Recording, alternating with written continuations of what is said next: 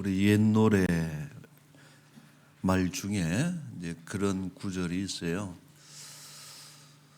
고향이 따로 있나? 정들면 고향이지. 2절에 이제 첫 구절은 또 이래요. 고향이 따로 있나? 살면은 고향이지. 타향이라도 우리가 정주고 살면 고향이 된다 하는 이런 이야기입니다. 19세기 말 그리고 20세기 초에 일제의 그 아주 잔인한 그런 수탈 압박을 피해서 두만강을 넘어서 러시아, 연해주, 간도 또 어디입니까? 만주벌판으로 또 현해탄을 건너서 일본으로 이주해간 우리 조상들이 있습니다. 이들이 그 고향을 떠날 때는 그랬겠죠. 이제 광복이 되면은 돌아와야지. 아주 가는 게 아니야. 그리고서 고향을 떠났는데 10년이 지나고 20년이 지나고 자식을 낳고 또 자식이 또 그 자녀들을 낳고 이렇게 살다 보니까 이제 그곳이 정말 낯선 그런 타향이지만은 제2의 고향이 되었던 이런 역사. 가슴 아픈 역사죠. 나라가 주권을 빼앗기면은 이런 고향을 빼앗기는 이런 비극이 있지만은 어찌 보면은 또 이것이 인생이다 생각을 해요. 여러분 고향이 따로 어디 있겠어요? 사는 곳에 정붙이고 살다가 우리 하나님께서 오라 하시면은 본향으로 가는 것이 우리의 삶이 아닐까 생각을 합니다. 오늘 본문의 그 역사적 배경을 우리가 잠시 설명을 드리면은 이스라엘이 바벨론 느부갓네살 왕에 의해서 공격을 받고 그래서 이제 포로들을 끌고 갑니다. 수많은 포로들을 세 차례에 걸쳐서 끌고 가는데 오늘 이 본문은 두 번째 바벨론 유수에 관련된 그런 내용입니다만은 두 번째는 그 왕도 끌려가고 수많은 왕족들과 또 그 이스라엘의 유대의 엘리트들 지도자급 인사들을 수없이 한 만여 명에 걸친 그런 인원들을 끌고서 바벨론으로 포로로 데려갑니다. 이때 잡혀간 대표적인 인물이 에스겔이죠. 그래서 1차 때는 605년에 다니엘이 끌려가고 3차 때는 완전히 망하잖아요. 586년에 그 바벨론에 망해서 포로로 끌려가는데 이때 끌려가는 사람들이나 또 보내는 사람들이나 무슨 생각이 있었냐 하면은 곧 돌아올 것이다. 그런 어떤 희망이 있었고 또 하나냐 같은 그런 선지자들은 2년 만에 돌아올 것이다. 바벨론은 망할 것이다 하는 어떤 희망적인 그 예언을 하기도 했습니다. 그래서 이 사람들이 바벨론에 가서 짐을 풀지를 않았어요. 곧 돌아갈 것인데 짐을 풀 이유가 없잖아요. 그러나 예레미야 선지자는 전혀 다른 이야기를 합니다. 오늘 5절 6절에도 그 내용 예언의 내용이 나오지만은 하나님께서 말씀하시기를 곧 돌아오지 못한다. 너희는 그곳에서 집 짓고 오래오록 살면서 정착해야 된다 하는 이런 메시지를 주고 있습니다. 그래서 떠날 사람처럼 살지 말고 뭔가를 해야 될 사람들처럼 그곳에서 정착해라. 유대인들로서는 참 받아들이기 힘든 그런 말씀입니다. 그래서 과연 여기에 어떤 의미가 있는 것인지 우리가 한번 생각해보고, 여러분들은 화곡동에 사시는데 어때요? 여기서 살다가 뼈를 묻을 각오로 삽니까? 아니면은 이제 때가 되면은 돈도 많이 벌면 떠나야지 하고 삽니까? 우리가 살아가는 그 지역에 대한 어떤 마음 어떻게 품어야 될지 우리가 한번 생각해보는 시간이 됐으면 좋겠어요. 자, 먼저 4절을 여러분 한번 보시면은 만군의 여호와 이스라엘의 하나님께서 예루살렘에서 바벨론으로 사로잡혀 가게 한 모든 포로에게 이와 같이 말씀하시니라.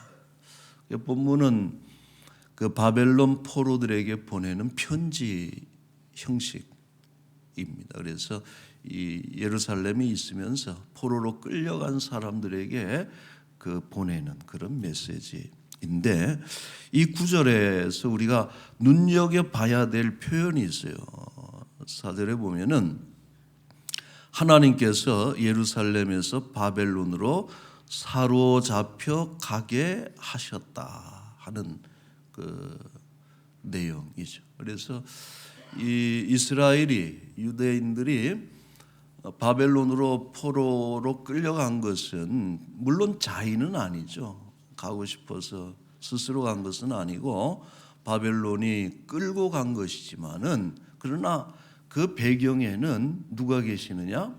하나님께서 계시다라고 하는. 그러니까 너희들이 참 안 된 이야기지만은 그런 먼 타국 땅의 포로로 끌려가게 된 것은 하나님께서 가게 하신 것이다. 영어 성경에는 그래서 이 부분을 명확하게 표현을 합니다. 내가 보냈다 그래, 하나님께서. I have sent. 그래서 내가 너희들을 보냈다. 하나님께서 보내셨음을 분명히 하고 있습니다. 자, 오랫동안 이스라엘이 불순종했잖아요. 하나님 말씀을 순종하지 않고 죄악으로 타락할 때에 그들을 망하게 하신 것도 하나님이죠. 하나님이 망하게 하신 것. 그리고 수많은 사람들을 바벨론으로 가게 하신 이유는 그들을 멸하려고, 아예 없애 버리려고 하시는 그런 의도가 아니라 오히려 그 죄악과 멸망의 땅에서 뽑아내신 것이, 그리고 보존하시되 다른 뭐죠 여러분? 아이들 집어넣는 데가 하여튼 그런 데 있잖아요. 이게 인큐베이터. 그런 것처럼 바벨론이 그런 거라는 거예요. 뽑아내서 그곳에서 죄악으로부터 정화시키고 또 미래의 어떤 준비된 씨앗으로 만들기 위해서 뽑아낸 것이다 라고 하는 그런 목적이 있는 것이죠. 여러분, 마찬가지입니다. 우리는 이곳에 끌려온 사람들은 아니죠. 화곡동에 뭐 이런저런 이유로 이곳에 오신 분들이지만은, 그러나 우리가 이곳에 살고 있는 것도 분명히 이곳에 보내신 하나님의 목적이 있다. 우리가 왔지만은 하나님께서 이곳에 우리를 보내주신 것입니다. 자, 그렇다면은 우리를 이곳으로 보내신 목적이 뭘까? 그것은 이 지역에 대한 복음화를 맡기신 것입니다. 예수님께서 3년 동안 공생애 사역을 하시면서 이스라엘 가나안 단에서 브엘세바까지 온 지역을 다 바쁘게 다니셨어요. 그런데 예수님이 어디를 가시든지 간에 의미 없이 목적 없이 들르신 곳이 한 군데도 없다. 그곳에는 반드시 예수님이 만나야 될 사람이 있는 거예요. 그래서 그에게 복음을 전하고 또 죄에서 구원하고 이런 어떤 복음화를 위해서 예수님께서 지역을 옮겨 다니신 것인데, 이것이야말로 바로 복음적인 삶의 어떤 모범을 우리에게 보여주고 있는 것입니다. 우리 서울 양화진에 가보면은 선교사님들 묘지가 있잖아요. 뭐 여기저기서 돌아가셨지만은 그러나 대개는 그 개신교 선교사님들은 양화진에 모셔요. 그래서 언더우드나 아펜젤러나 이런 그 우리가 알고 있는 선교사님들 묘지가 있고, 또 광주에 가면은 양림동이라고 하는 곳에 역시 그 선교사 묘지가 있습니다. 그곳에는 그 미국 남장로교회 우리 출신의 선교사님들이 주로 묻힌 곳인데, 이분들이 그때 말이에요, 이 땅에 정말 낯선 곳 아니에요? 음식도 다르고 된장을 어떻게 먹겠어요 그분들이? 예? 된장 문화라든지 음식의 발효식품 그런 문화라든지 또 언어도 안 통하고 집도 그래요. 이 외국 사람들은 온돌집에서 못 삽니다. 잘 앉지도 못하고. 근데 그런 어떤 정말 문화도 다르고 언어도 다르고 이런 곳에 와가지고 그들이 그래 나는 출장 나온 거니까 이제 이 일만 마치면 곧 돌아가야지 하고 사셨던 게 아니에요. 와서 이곳을 제2의 고향으로, 이 땅에서 정말 조선 사람처럼 살기 위해서 먹고 입고 생활하고 그렇게 한평생을 복음적인 삶을 살다가 그 뼈까지도 이 땅에 묻어둔 것이 그들의 삶이었다라고 하는 것이죠. 여러분, 그러므로 오늘 우리가 이곳에 있음도 우연이 아니고 하나님의 의도가 있고 목적이 있고 우리를 이곳에 보내셔서 지역을 복음화하는 사명을 우리에게 주신 줄로 믿습니다. 자, 하나님은 포로들에게 바벨론에 정착할 것을 말씀하시는데 그 정착의 세 가지 대표적인 이미지를 표현하고 있어요. 5절 6절에 보면은 먼저 집을 지어라 그랬어요. 여러분, 월세 살지 곧 떠날 사람이 집을 왜 짓겠어요? 집을 지어라. 두 번째, 텃밭을 만들어라. 떠날 사람이 텃밭을 가꾸지 않죠. 세 번째로 결혼해라. 그곳에서 결혼해서 자식을 낳아라 하고서 거기서 번성해라 하고서 이 정착해야 될 것에 대한 분명한 하나님의 뜻을 그들에게 전달하고 있습니다. 여러분, 이 텃밭을 만들라라고 하는 명령은 어떤 의미가 있어요? 그것에 뿌리 내리라는 거예요. 그래서 곧 떠나갈 사람처럼 나그네처럼 지낼 것이 아니고 그 지역에 뿌리 내리고 또 그 지역의 이웃들과 함께 그 삶을 공유하면서 살아야 된다 하는 그런 의미가 있는 것이죠. 여러분, 교회는 우리 지역 주민들에게 마치 어떤 섬과 같은 이질적인 그런 공간이 돼서는 안 되죠. 선한 이웃이 돼야 됩니다. 그런데 사실 이 교회라고 하는 것이 지역 주민들이 가까이 있지만 들어오기에는 너무 힘든 곳이 교회예요.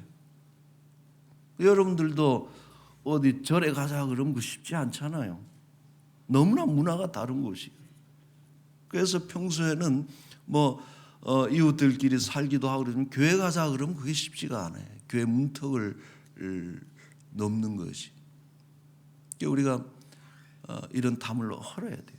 뭔가 교회마다 다 담장을 높이 세우고 그 안에서 웃고 떠들고 먹기도 많이 먹고 무슨 사람들이 막 들락날락 하는데 도대체 무슨 일이 일어나고 있는지 알 수가 없어. 들어와 보지 않으면은 이게 알 수가 없잖아요. 한번 와보라 그러면은 말이 쉽지 그게 절대 그게 쉽지가 않습니다. 그래서 우리가 이 지역 복음화에 있어서 매우 중요한 것은 그 이웃들의 삶에 같이 스며들어야 되고 교회가 자꾸 문을 개방해야 되는 것입니다. 우리가 담비 어린이집 벌써 꽤 됐어요. 이제 담비 어린이집 한지도 그거 할 때에 이런저런 이야기들이 있었습니다. 왜냐하면은 뭐 교회가 운영하는 것도 아니고 거기 가서 예배를 드리는 것도 아니고 교회가 뭐 아이들 뽑는데 어떤 권한이 있는 것도 아니고 그냥 무상 임대하는 거 아무런 그런 권한이 없어. 그러니까 어떤 분들은 그래 됩니까? 그러는 것을 여러분 지금 이 담비 어린이집을 통해서 지역사회 교회 이미지가 얼마나 또 좋아지고 있습니다. 그런 거예요. 그런 섬김이지. 물론 거기에 복음을 전하면은 너무나 좋지만 그러나 그런 토양을 만드는 텃밭을 가꾸는 일에 있어서 그 중요한 거예요. 홈스쿨 같은 것은 더욱 그렇죠. 귀하고 도서관도 그렇고 또 우리 장애인 사역들도 우리 주일마다 여러분 80-90명 소망부 친구들이 모여서 예배하는 자유롭게 드나드는 그런 것은 참 귀한 늘 푸른 학교도 그렇고 우리 겨울에는요 동해에다가 몇백만 원씩 또 불우이웃 헌금도 합니다. 교회에. 여러분 이런 것들을 교회가 뭘 하고 있는지를 여러분들이 잘 아셔야 돼요. 수년 전에 교회 초청잔치 하는데 그 할머니들 몇 분이 옷을 아주 이쁘게 입고 오셨어요. 교회는 처음 와보시는 그런 거기는 불교 신자도 있고 그러는데 근데 오신 거예요. 고맙죠. 근데 왜 오셨겠어요? 예수님이 궁금해서 오신 건 아니거든. 그 동네에서 같이 친하게 지내다가 한번 오시죠 그랬더니 오신 거예요. 옷 이쁘게 입고서. 그래서 그날 국수 자시고 떡도 드시고 저보고 인사를 뭐라 그러냐면은 목사님 오늘 연설 잘 들었습니다. 이렇게 하고서 이렇게 가셨어요. 그러니까 이제 이런 것이 한번 들어와서 설교를 듣고 예배를 하고 예배를 드리고 이제 이런 교회 안에서 같이 이렇게 국수를 먹고 하는 이런 것이 어떤 마음의 담을 이렇게 허무는 그런 것이거든요. 그래서 이 지역 복음화가 그렇게 지역 속으로 교회가 들어가는 것이 중요하고 우리 람원교회 그 전도의 전략 중에 하나가 여러분 꼭 아셔야 텃밭 전도입니다. 텃밭. 그래서 이 화곡동 강서구 일대를 다 지역을 나눠가지고 텃밭을 정해가지고 그 텃밭을 일구는 거예요. 그 일구는 것에는 다른 게 아니에요. 가서 그들과 인사하고 또 같이 도와주고 그렇게 하다 보면은 그런 텃밭을 일구면서 그들이 하나 둘 그래서 여러분 가끔 놀랄 때가 있어요. 어느 음식점에 가 보면은 그 교회 안 나오는 분이 하는 식당인데 교회 주보가 꽂혀 있고 전도지가 꽂혀 있고 사탕이 이렇게 수북하게 이렇게 계산하는데 있기도 하고 이제 이런 전략이 어떤 텃밭 전도의 그 핵심입니다. 여러분 올해도 이런 텃밭을 많이 만들고 부지런히 만들면서 우리 전도의 지평, 복음의 사역을 더욱더 넓혀가는 그런 한 해가 될 수 있기를 바랍니다. 자 마지막으로 바벨론의 평화를 위해서 기도할 것을 당부하는데 7절에 여러분 이런 말씀이 7절에 같이 한번 읽어볼까요? 너희는 내가 사로잡혀 가게 한 그 성읍의 평안을 구하고 그를 위하여 여호와께 기도하라. 이는 그 성읍이 평안함으로 너희도 평안할 것임이라. 바벨론을 위해서 기도해라. 이것은 충격적인 메시지예요. 왜? 유대인들의 기도는 그 전까지는 뭐였느냐? 바벨론이 망해야 된다.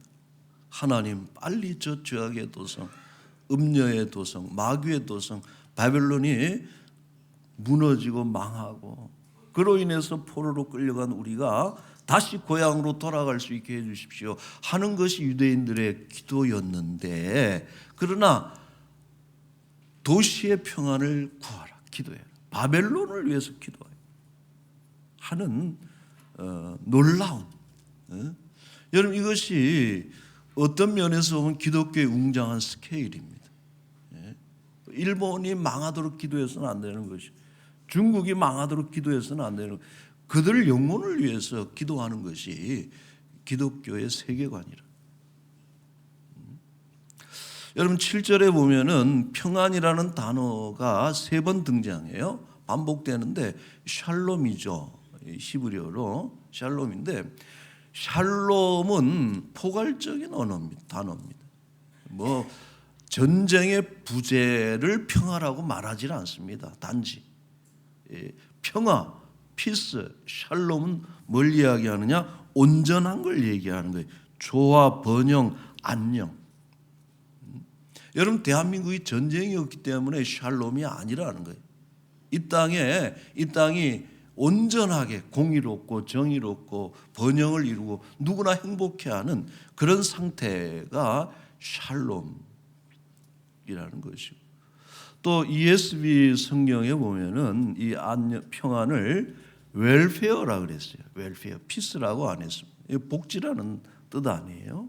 그래서 우리가 생각하는 샬롬이라고 하는 것은 단지 예수 그리스도를 영접함으로 인해서 영적인 평안을 얻는 이런 것을 넘어서서 사회적 경제적인 번영까지 포함하는 그런 의미를 그 성경은 전달해 주고 있는 것입니다. 그래서 이 지역 복음화는 여러분 그런 거예요. 이 타이틀이 중요한 목표가 뭐냐면 단지 복음을 전해서 예수 믿게 하는 것으로 그치는 것이 아니라 그 지역 사회 전체의 회복과 안녕을 도모하는데 교회가 한 몫을 하는 이제 그런 것이죠.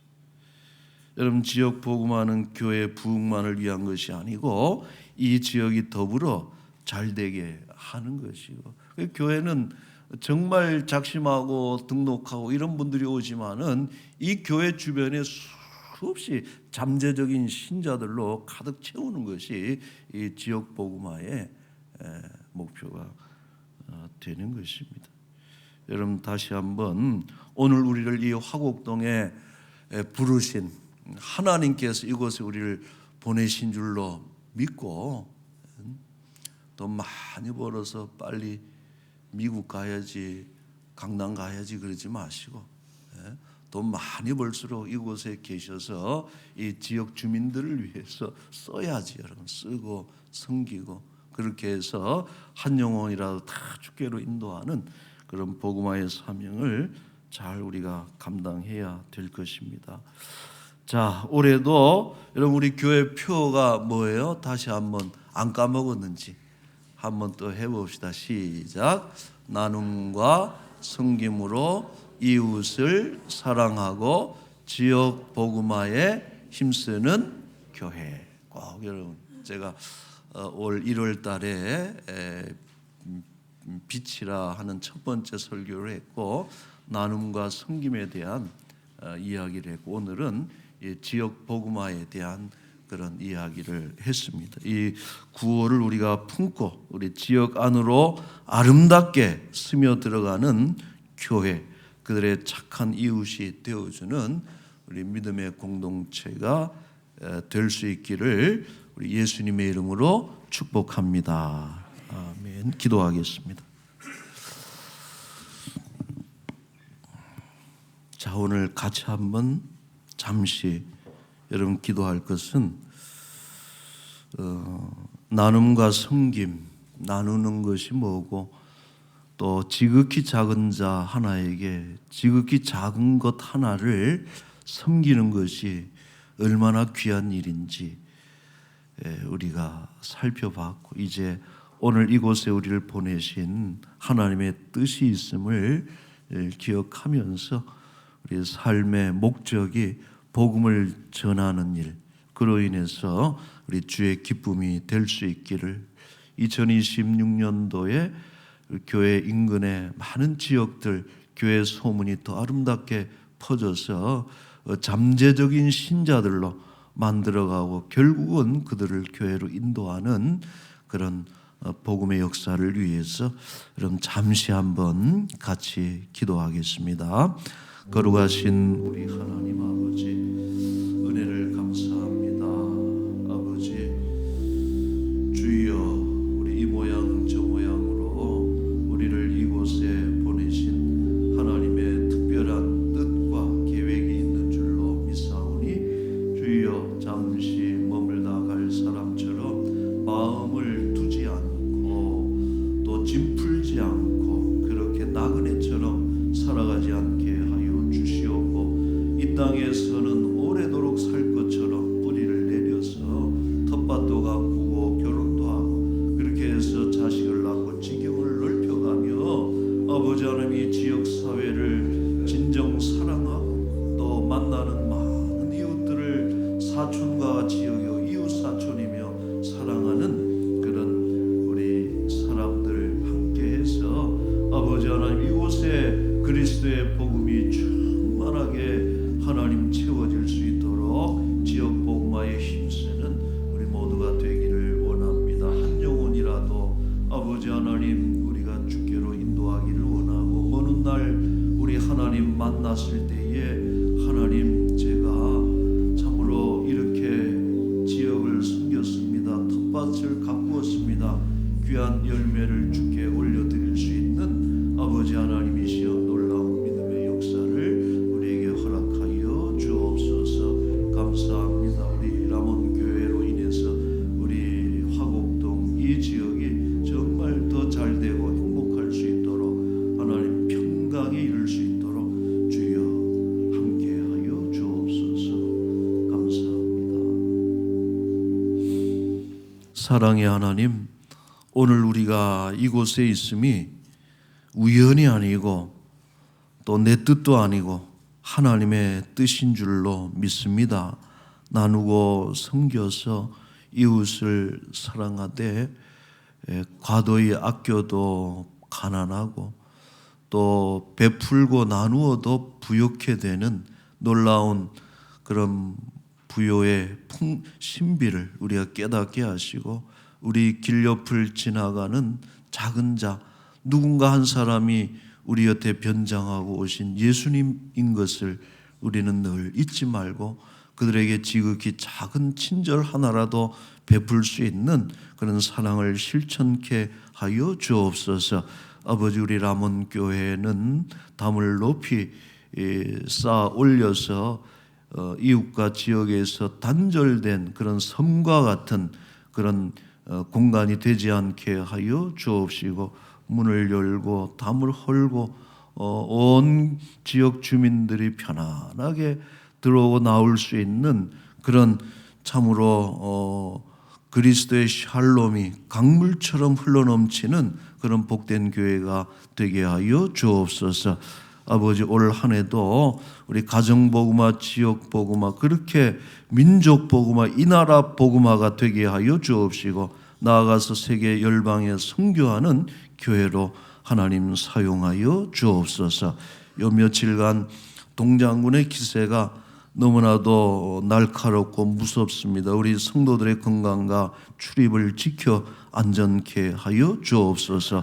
사랑하는 우리 환우들 질병에 차도가 있고 통증이 약해지고 회복의 소망이 늘 일어날 수 있도록 주여 특별히 은혜를 베풀어 주옵소서.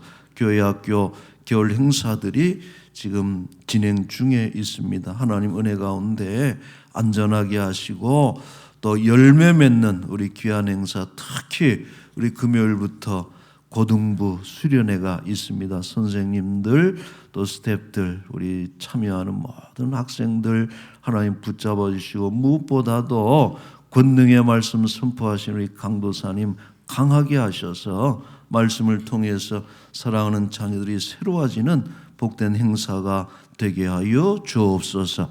하나님, 오늘도 귀한 것 주께 드려오니 기뻐 흠양하시고 우리 드린 손길들이 복되게 하옵소서. 이 한 주간도 우리 하나님과 더불어 동행하기를 간절히 소망하며 거룩하신 예수님의 이름으로 기도하옵나이다. 아멘.